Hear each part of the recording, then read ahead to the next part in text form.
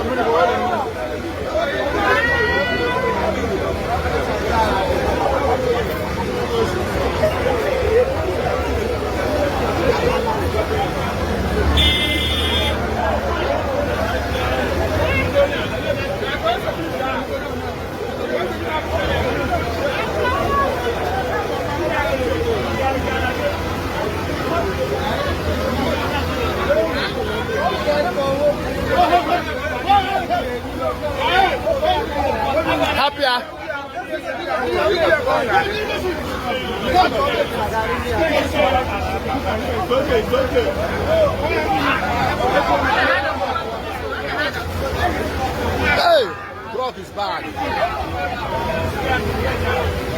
How much are you?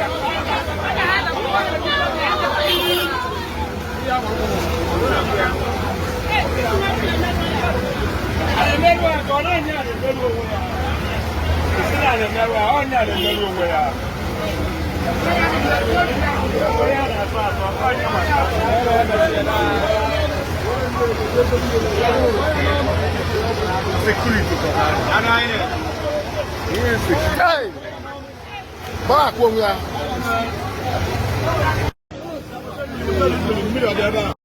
Okay, so now that you have watched the video, right? Go ahead and hit like button, share that video, make sure it go viral, and then don't forget to follow me. Okay, tune in for more videos. Thank you.